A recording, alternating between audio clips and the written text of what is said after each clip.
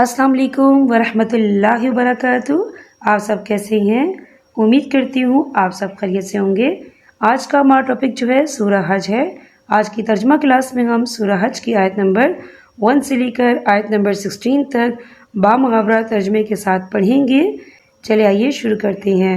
شروع کرتی ہوں اللہ تعالیٰ کے نام سے جو بڑا مہربان نہایت رحم والا ہے۔ لوگوں اپنے پروردگار سے ڈرو، بلا شبہ قیامت کا زلزلہ بہت ہی بڑی چیز ہے۔ جس دن تم اسے دیکھ لو گے، ہر دودھ پلانے والی اپنے دودھ پیتے بچے کو بھول جائے گی اور تمام حمل والیوں کے حمل گر جائیں گے، اور تو دیکھے گا کہ لوگ مدہوش دکھائی دیں گے، حالانکہ در حقیقت وہ متوالے نہ ہوں گے، لیکن اللہ کا عذاب بڑا ہی سخت ہے۔ بعض لوگ اللہ کے بارے میں باتیں بناتے ہیں اور وہ بھی بے علمی کے ساتھ، اور ہر سرکش شیطان کی پیروی کرتے ہیں، جس پر قضائے الہی لکھ دی گئی ہے کہ جو کوئی اس کی رفاقت کرے گا وہ اسے گمراہ کر دے گا اور اسے آگ کے عذاب کی طرف لے جائے گا۔ لوگوں اگر تمہیں مرنے کے بعد جی اٹھنے میں شک ہے تو سوچو، ہم نے تمہیں مٹی سے پیدا کیا، پھر نطفے سے، پھر خون بستہ سے، پھر گوشت کی لوتھڑ سے جو صورت دیا گیا تھا اور بے نقشہ تھا، یہ ہم تم پر ظاہر کر دیتے ہیں، اور ہم جسے چاہیں ایک ٹھہرائے ہوئے وقت تک رحم مادر میں رکھتے ہیں، پھر تمہیں بچپن کی حالت میں دنیا میں لاتے ہیں، پھر تاکہ تم اپنی پوری جوانی کو پہنچو۔ تم میں سے بعض تو وہ ہیں جو فوت کر لیے جاتے ہیں، اور بعض بے غرض عمر کی طرف پھر سے لوٹا دیے جاتے ہیں کہ وہ ایک چیز سے باخبر ہونے کے بعد پھر بے خبر ہو جائیں۔ تو دیکھتا ہے کہ زمین بنجر اور خشک ہے، پھر جب ہم اس پر بارشیں برساتے ہیں تو وہ ابھرتی ہیں اور پھولتی ہیں اور ہر قسم کی رونق دار نباتات اگاتی ہیں۔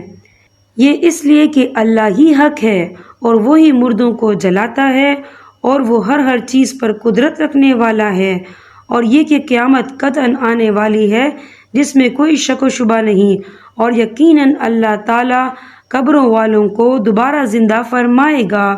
بعض لوگ اللہ کے بارے میں بغیر علم کے اور بغیر ہدایت کے اور بغیر روشن کتاب کے جھگڑتے ہیں، جو اپنی پہلو موڑنے والی بن کر اس لیے کہ اللہ کی راہ سے بہکا دیں، اسے دنیا میں بھی رسوائی ہوگی اور قیامت کے دن بھی ہم اسے جہنم میں جلنے کا عذاب چکھائیں گے۔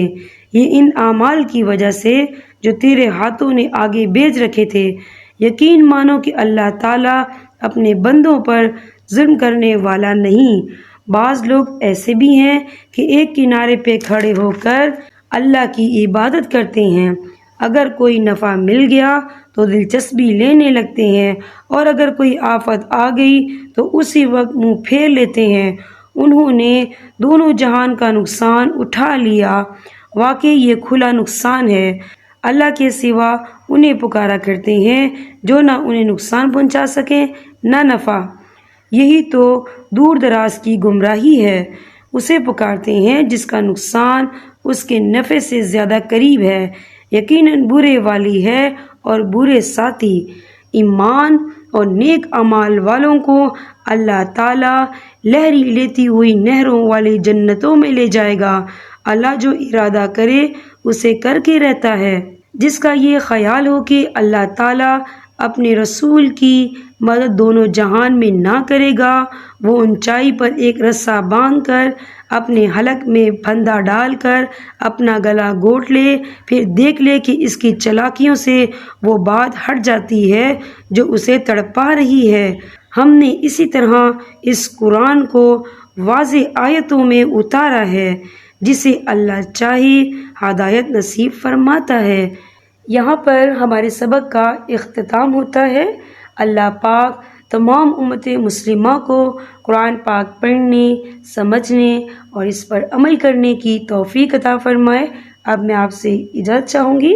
اللہ حافظ۔